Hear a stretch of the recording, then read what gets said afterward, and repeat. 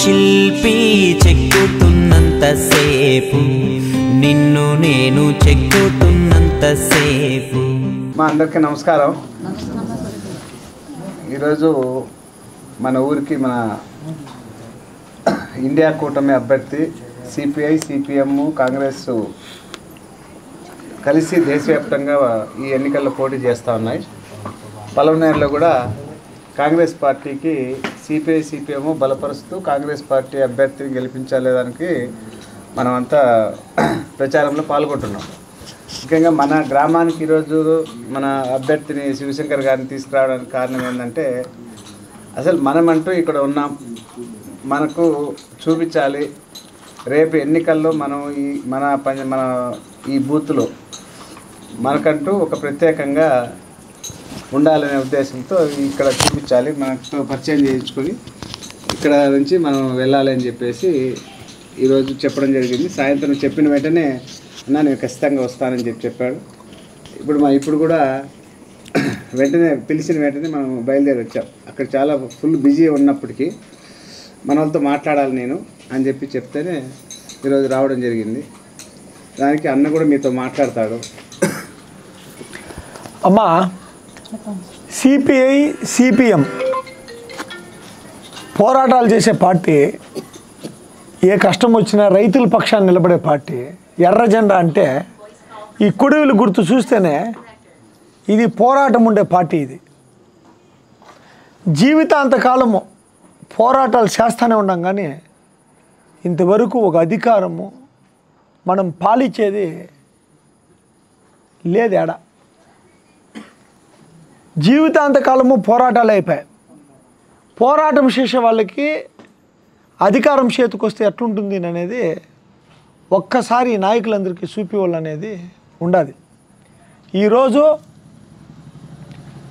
మన భారతదేశంలో CPI CPM Congress party అంతా ఉమ్మడిగా కలిసి, అంటే పలమనేరుకి ఈరోజు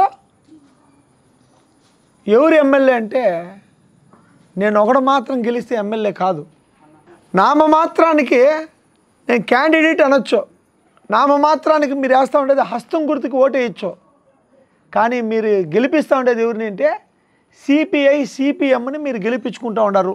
ఇది మన పార్టీ, మనందరూ కలిసి ఈసారి ప్రభుత్వాన్ని స్థాపించాలని చెప్పని సిపిఐ సిపిఎం కాంగ్రెస్ పార్టీ నిర్ణయం తీసుకొని ముందరకు వచ్చినాం. కాబట్టి పలమనేరులో ఆ కాలం ఇంకా ఈ కాలంలో పడిండే కష్టం వృధా పోదు. సిపిఐ సిపిఎం వాళ్ళు పడిండే కష్టాలు, బాధలు, పోరాటాలు ఇవి వృధా పోవు. ఈసారి పలమనేరులో అత్యధిక మెజార్టీతో మనము గెలుస్తూ ఉన్నాం. గెలిచిన తర్వాత కూడా పాలించుకునేది మనమందరూ, మన పాలన మనమే ఉంటుంది. నేను ఒకటి పాలించేది ఉండదు. ఒక పక్క సిపిఐ, ఒక పక్క సిపిఎం, అందరూ ఉమ్మడి లీడర్లు, అందరితో పెద్ద పెద్ద మహానుభావులు ఉన్నారు, అందరితో డిస్కషన్ చేసుకుంటూ, అందరూ పార్టీలో ఆ కాలం ఇంకా జెండా మోసిన వాళ్ళు ఉన్నారు, కష్టపడిన వాళ్ళు ఉన్నారు, అందరూ కలిసి ఈ 2400 కోట్లు అభివృద్ధి జరిగిందంట మన పలమనేరులో. అది ఏడ జరిగిందో దేవుడికి ఎరుక. ఏమమ్మా, ఏం 2 కోట్లు కాదు, 200 కోట్లు కాదులేమ్మా, 1000 కోట్లు కూడా కాదు, 1500 కోట్లు కాదు, 2000 కోట్లు కాదు, 2400 కోట్ల అభివృద్ధి జరిగింది అని చెప్తా ఉన్నారు మన పెద్దవాళ్ళంతా. పలమనేరు నియోజకవర్గంలో యాడ ఈ 2400 కోట్లతో అభివృద్ధి జరిగిందో ఆ భగవంతుడు కోడికి తెలల్ల. అర్థమైనలేదమ్మా? ఈ రోజుటికి ప్రతి ఊర్లో నీళ్ళు లేక వెలవెల అని చచ్చిపోతూ ఉంటారు జనాలు.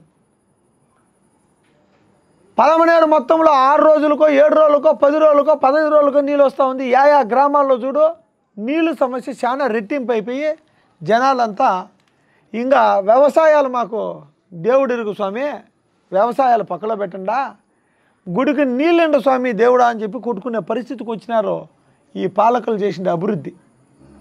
ఎన్ని వేల కోట్లతో? 2400 కోట్లతో. ఓరవరవర చెక్ డ్యామ్ నింపులో నీళ్లుంటే 7-8 కోట్ల 10 కోట్ల నష్టం వస్తుంది. రాత్రి పోయే చెక్ డ్యామ్ని అట్లా టపామని జేసీపీతో పగల కొట్టేస్తే ఒక 7 కోట్లు ఇసుకెత్తుకోవచ్చు అని చెప్పని మన కౌంటింగ్ నదిలో ఇసుకే లేదు, మాయమైపోయిందప్ప. ఇసుక లేదమ్మో. ఏట్లో ఇసుకుంటే చూసినాం మన కాలాల్లో చల్లగా. ఇప్పుడు ఏట్లో పోతే బండరాళ్ళు రాళ్ళు తప్పితే ఇసుక లేదమ్మా. ఇది నిజమో కాదో ఏట్లో పోయి చూడండి. ఏమమ్మా? యా చెరువులో మున్ను చూడు తినేస్తూ ఉన్నారు. ప్రభుత్వ అధికారులు మున్ని ఆడన కనపడిస్తే, ప్రభుత్వ భూములు కనపడిస్తే ఆ లోడుకొని తినేస్తూ ఉన్నారు. చాలా మంచి అభివృద్ధి జరుగుతూ ఉందమ్మా మన పొలంనేరు. ఏమ్మా? ఇది సిపిఐ సిపిఎం గమనిస్తూ ఉంది, ఆషామాషి కాదు. ఏమప్పా? మౌనము, మహామేధావులు చేసే మౌనం ఈ ప్రపంచానికి భారీ నష్టం. సిపిఐ సిపిఎం ఈరోజు మౌనంగా ఉండలా.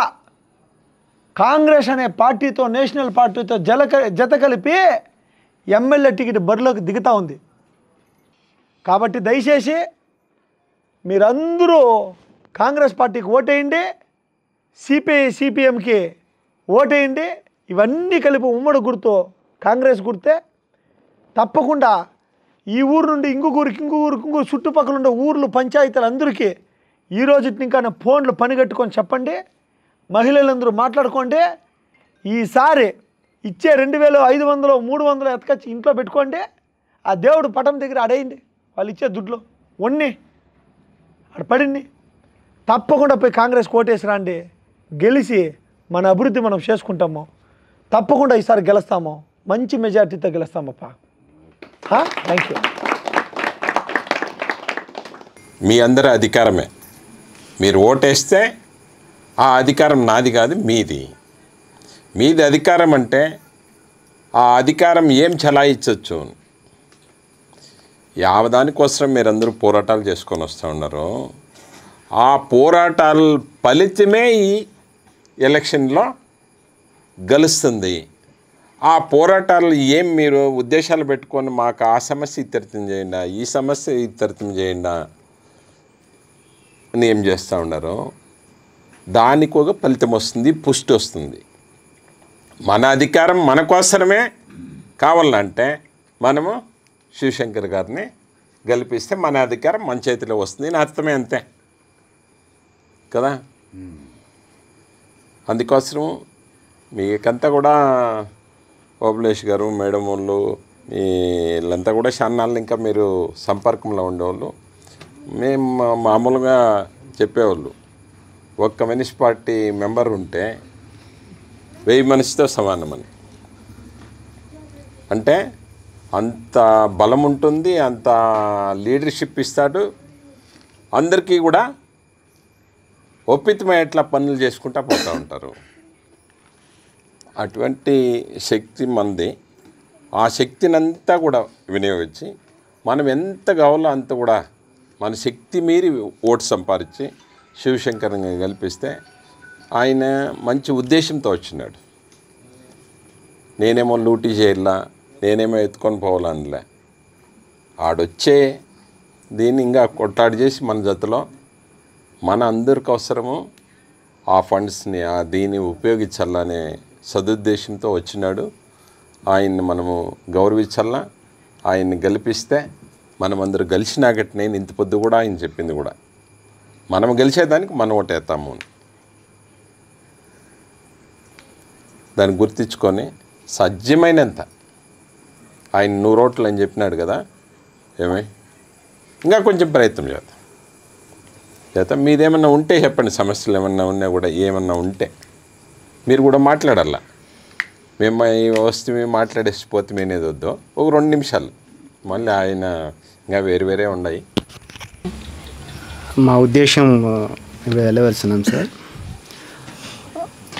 40 ఏళ్ళ చరిత్ర ఉంది సార్ కమ్యూనిస్ట్ పార్టీకి. ఈ ఊరికి బంధం 40 ఏళ్ళ చరిత్ర సార్. ఇక్కడ ఈ కమ్యూనిస్ట్ నిజానికి ఈ ఎర్ర జెండాకి మాకు సంబంధం 40 ఏళ్ళకి పోయింది సార్. మా చిన్నన్న కాలం ఇంకా ఇక్కడ మాకు భూ గొడవలు ఎక్కువ చాలా తట్టుకోలేని సమస్యలు ఉన్నాయి సార్. 14 గ్రామాలు ఒకటి అయినప్పుడు మా 4 ఇండ్లు ఒకటి అయినాయి సార్. ఈ 4 ఇండ్లకి అండగా ఈ ఎర్ర జెండా నిలిచింది సార్. ఇక్కడ దళిత సామాజిక వర్గానికి చెందిన వాళ్ళు ఎక్కువ మంది ఉన్నాం సార్. ఇక్కడ అక్కడున్న బాలాజీ అనేసి వాళ్ళ నాన్నకి అరగుండు కొట్టేసి కూడా ఊరేగింపు చేశారు సార్. ఇక్కడ చేసిన తర్వాత వేల మంది అన్నారు కదా సార్, ఇప్పుడు మీరు లక్షల మందితో వచ్చారు సార్ ఇక్కడ ఎర్ర జెండాలు పట్టుకొని. మన ఇండియా లెవెల్లో ఈ కొత్తపల్లికి ఒక పెద్ద చరిత్ర అంటే మన కమ్యూనిజం సార్. అంత పోరాట స్ఫూర్తి కలిగిన ఊరు సార్ ఇది. పెద్ద పెద్ద నాయకులు వచ్చి కూడా తట్టుకోలేని పరిస్థితుల్లో వెళ్ళిపోయారు ఇక్కడంతా. అందుకోసం ఇప్పుడు నేను ఒకటే చెప్పగలుగుతున్నాను సార్, మా చిన్నాన్న తర్వాత కమ్యూనిజంలో ఆయన ఉన్నాడు. మమ్మల్ని వెంటుండి ఒక తండ్రిలాగా ఒక గురువులాగా అన్నీ నడిపిస్తున్నది మా సార్ గారు, మా గురువు గారు, మా ఓబుల్రాజు సార్ గారు, అట్లే మా మేడం గారు. వాళ్ళు వేసిన అక్కడ ఆయన ఏం నిర్ణయిస్తారో అసెంబ్లీలో, అక్కడ ఈయన మాకేం నిర్ణయిస్తారో మేము ఆయనతో పాటు నడిచేవాళ్ళం సార్. ఆయన వేసిన బాటను ఎప్పుడు కూడా మేము జారుకున్నాం ఎప్పుడు. అదేవిధంగా ఇప్పుడు 100 ఓట్లు 1000 ఓట్లు అనేది కాదు సార్, మా రక్తం ఉండే వరకు మా కమ్యూనిస్టిజం ఏది చెప్తుందో దాన్ని ఫాలో అయ్యేవాళ్ళమే సార్. అది మాకు సమస్యలు అంటూ చాలా సమస్యలే ఉన్నాయి సార్. అంటే ఇప్పుడు మీరు వస్తున్నారని తెలిసి మేము ఇది చేస్తున్నాం తెలిసి ప్రచారానికి ఇప్పుడే ఏర్పాట్లు చేశారు సార్ ఈ ఊర్లో. ఇది రియలీ సార్. చేసిన తర్వాత ఐ డోంట్ కేర్ సార్, మాకు అసలు దాన్ని పట్టించుకోవాల్సిన అవసరం లేదు, వేరే వాళ్ళకి భయపడాల్సిన అవసరం అంతకన్నా లేదు. మాది ఉన్నారు, మా కుటుంబం ఉంది, మా వెనకాల మేము ఇప్పుడు ఆయన ఏం చెప్తే మేము అది చేస్తాం, మేమేం చెప్తే వీళ్ళందరూ మా కుటుంబం అంతా అదే చేస్తారు. నేను ఒకటి చెప్పినా ఆయన ఒకటి చెప్పినా ఎవరు ఒకటి చెప్పినా దాని వెనకాల నడిచేవాళ్ళం మేము. దీనికి ఏమంటాడు ఏం నువ్వు చెప్పినావో మేము నడాలంటలేదు, ఇది తప్పు, దీని వెంట మనం పోవాలంటే ఓకే ఆల్రైట్ అందరూ పోదాం అనుకుంటాం. అదేవిధంగా మా సమస్యలు పక్కన పెట్టేస్తే ఈసారి మా ఎర్ర జెండా మాకు ఏ స్ఫూర్తి ఇస్తుందో దాని వెనకాల మేము పోవడానికి మేము సిద్ధంగా ఉన్నాం సార్. మీ మీరు చేస్తున్న దీనికి ఖచ్చితంగా మా సపోర్ట్, అందరి సపోర్ట్ ఉంటుంది. మేము ఇంతే కాకుండా నెక్స్ట్ ఇంకా 5 రోజులు ఉంది కాబట్టి మా గురువు గారు ఏం సూచనలు ఇస్తారో మేము ప్రతి గ్రామానికి వెళ్ళడానికి, వాళ్ళ స్ఫూర్తి తెచ్చడానికి. ఇప్పుడు మీరు చెప్పారు సారాయి ప్యాకెట్ అది ఇది అన్నారు కదా సార్, అదేం అవసరం లేదు సార్ మాకు. ఖచ్చితంగా మీ సపోర్ట్ ఉంటే మాకు చాలు. మీరు ఖచ్చితంగా చేస్తారని ధైర్యం మాకుంది. అదే మరి మా గురువు గారు ఉన్నారు, ఆయన ఖచ్చితంగా మమ్మల్ని నడిపిస్తూ ఉంటారు, దాంతో ఏం నో డౌట్ సార్. రేపు ఇంకా మేము కూడా ఖచ్చితంగా కొన్ని ప్రచారాలకు కానీ ఆయన చెప్పేదానికి కూడా ఖచ్చితంగా మేము మా అందరూ సపోర్ట్ చేస్తాం. ఫస్ట్ సీట్ అయిందే, సెకండ్ సీటు సిపిఐ వాళ్ళది, థర్డ్ సీట్ నాటు ఉంటుంది. ఏమొచ్చినా వాళ్ళ సలహాలు లేదు నేను ఏది చేయను. అంతకు మించి పెద్ద ఆయన గురువు లాంటి స్థానంలో ఉండేవాళ్ళు, సిపిఎంని ఇంకా వచ్చిన వాళ్ళు వీళ్ళంతా స్వచ్ఛందంగా ఒక్క మాట లేకుండా స్వచ్ఛందంగా వచ్చి ఆయన ఈరోజు వచ్చి నిలబడ్డారు. ఇది సిపిఎం అంటే దాని విలువలు అంటే. కాబట్టి మీ అందరూ ప్రమేయం లేకుండా నా డెసిషన్స్ అంటూ ఉండవు. ప్రతి అభివృద్ధి మనందరూ కలిసి తీసుకుంటాం సరేనా. ఎలక్షన్ డిసైడ్మెంట్ ఎట్లుంటాయంటే సార్ విలేజ్ల్లో మామూలుగా వచ్చేసి ఇప్పుడు ఎంపీటీసీ మా ఊరు సార్. ఎంపీటీసీ మా ఊరు అయినప్పుడు ఏమవుతుందంటే అదొక భయం ఉంటుంది, అయ్యో వీళ్ళు వచ్చారు కదా ఏమన్నా అయిపోతుందేమో అని. ఆ భయం మా కమ్యూనిస్ట్కి ఇక్కడ లేదు సార్, భయపడాల్సిన అవసరం కూడా లేదు సార్. అట్లంతా ఏముండదు. రేపు నీకు అదే చెప్పాం కదా సార్, ఖచ్చితంగా మన కమ్యూనిటీ మనకి ఎట్లా చెప్తుందో దాని ప్రకారం పోతుంటాం సార్. ఖచ్చితంగా ఈసారి మనం విజయం సాధిస్తాం సార్. కంగ్రాచులేషన్స్ సార్ మీకు అందరికీ.